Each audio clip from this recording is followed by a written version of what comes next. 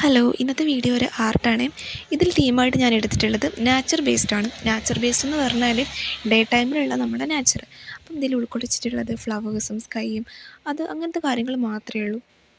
അങ്ങനല്ലാതെ complicated ആയിട്ടുള്ള ഒന്നും തന്നെ ഈ ഒരു പിക്ചറിൽ ഇല്ല കേട്ടോ. ഇതിൻ്റെ റെഫറൻസ് ഞാൻ എടുക്കുന്നത് പിൻട്രസ്റ്റിൽ നിന്നാണ് കേട്ടോ.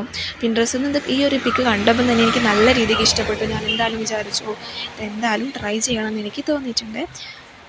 വിചാരിച്ച പോലെയല്ല, ഫൈനലായിട്ട് ഞാനിത് ചെയ്ത് വന്ന സമയത്ത് എനിക്ക് നല്ലോണം ഇഷ്ടപ്പെട്ടു. വിചാരിച്ചതിനെക്കാട്ടും നല്ല രീതിക്ക് എനിക്ക് ചെയ്യാനൊക്കെ പറ്റിയിട്ടുണ്ട് കേട്ടോ. ഞാൻ എന്തുകൊണ്ടാണ് പെയിൻറ്റിങ് എനിക്ക് നല്ല രീതിക്ക് ചെയ്യാൻ പറ്റിയെന്നും കൂടെ നിങ്ങൾക്ക് ഞാൻ പറഞ്ഞുതരാം. കാരണം എന്താണെന്ന് വെച്ചാൽ, നമ്മളിങ്ങനെ പെയിൻറ്റിങ് ഒക്കെ ചെയ്യുന്ന സമയത്ത് വരുന്ന ഒരു മിസ്റ്റേക്ക് എന്ന് പറഞ്ഞാൽ, അത് നമ്മൾ ഇപ്പോൾ ഫസ്റ്റ് നമ്മൾ എല്ലാ പെയിൻ്റ് അടിക്കും. ഇപ്പോൾ സ്കൈ ആണെങ്കിൽ സ്കൈ അടിക്കും. ഇപ്പോൾ ലാൻഡ് ഉണ്ടെങ്കിൽ ആ ഒരു ലാൻഡും എല്ലാം നമ്മളങ്ങ് പെയിൻ്റ് അടിക്കും. പിന്നെ അതിൻ്റെ രണ്ടാമത്തെ ഷെയ്ഡിങ് നമ്മൾ വരയ്ക്കണമല്ലോ. രണ്ടാമത്തെ ഷെയ്ഡിങ് നമ്മൾ പെയിൻറ്റ് കൊടുക്കണമല്ലോ. രണ്ടാമത്തെ ഷെയ്ഡ് പെയിൻറ്റ് അടിക്കുന്ന സമയത്ത് നമ്മൾ ഈ ഫസ്റ്റത്തത് ഉണങ്ങാതെ ധൃതി പിടിച്ചിട്ട് രണ്ടാമത്തതും അങ്ങോട്ട് കൊടുക്കും.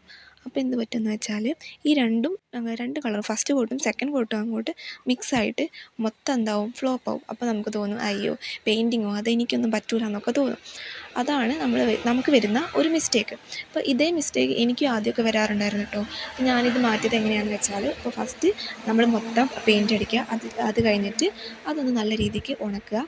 പിന്നെ എന്ത് ചെയ്യുക, അടുത്തതെടുക്കുക. അടുത്ത രണ്ടാമത്തെ ഷെയ്ഡ് ഉണ്ടെങ്കിൽ ആ രണ്ടാമത്തെ ഷെയ്ഡ് വരയ്ക്കുക.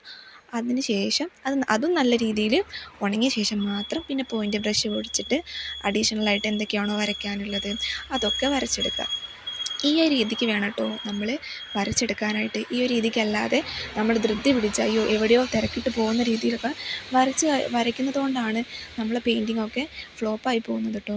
അപ്പോൾ നിങ്ങൾ ഈ ഒരു ആർട്ട് ട്രൈ ചെയ്ത് നോക്കുകയാണെങ്കിൽ ഞാൻ പറഞ്ഞ രീതിക്ക് ഓരോ ഭാഗം നമ്മൾ വരയ്ക്കുമ്പോഴും ഉണങ്ങിയിട്ട് അടുത്തത് വരയ്ക്കുക, അങ്ങനെ വരയ്ക്കുകയാണെങ്കിൽ കുറച്ചും കൂടെ പെർഫെക്റ്റ് ആയിരിക്കും. അതുമാത്രമല്ല കളറുകൾ തമ്മിൽ ഒരുപാട് അങ്ങ് ബ്ലെൻഡായിട്ട് അത് ഫ്ലോപ്പായിട്ട് പോവുകയില്ല കേട്ടോ. ഈ ഒരു സീനറി എന്ന് പറയുന്നത് നല്ല ഭംഗിയാണ് കാണാൻ. ഇപ്പോൾ ഇത് കണ്ട സമയത്ത് ഇങ്ങനൊരു പ്ലേസൊക്കെ ഒന്ന് വിസിറ്റ് ചെയ്യണം എന്നൊക്കെ എനിക്ക് തോന്നിയിട്ടുണ്ട്. ഇങ്ങനെയുള്ളൊരു പ്ലേസ് വിസിറ്റ് ചെയ്യണം, അവിടെ നിന്ന് കുറേ ഫോട്ടോ എടുക്കണം എന്നൊക്കെ തോന്നി. അപ്പം അത്രയ്ക്ക് ഭംഗിയുണ്ട് കേട്ടോ ഇത് കാണാൻ. അപ്പം നിങ്ങളൊരു ബിഗിനർ ആണെങ്കിൽ ഇതൊന്ന് ട്രൈ ചെയ്തിട്ട് നിങ്ങളെ ഫീഡ്ബാക്ക് എനിക്കൊന്ന് പറയണേ. നമ്മളെ വീഡിയോയിൽ ആർട്ട് മാത്രമല്ല ക്രാഫ്റ്റ് വീഡിയോ കൂടെ ഞാൻ ഉൾക്കൊള്ളിച്ചിട്ടുണ്ട് കേട്ടോ. അടുത്ത ദിവസം എന്തായാലും ഒരു ആർട്ടല്ല ക്രാഫ്റ്റ് വീഡിയോ ആയിട്ട് നമുക്ക് കാണുന്നത്. അപ്പോൾ ആദ്യമായിട്ടാണ് നിങ്ങൾ ഈ ഒരു ചാനൽ കാണുന്നതെങ്കിൽ ചാനലൊന്ന് സബ്സ്ക്രൈബ് ചെയ്ത് സപ്പോർട്ട് ചെയ്യണേ. അപ്പം താങ്ക് യു. ഇത്രയേ ഉള്ളൂ.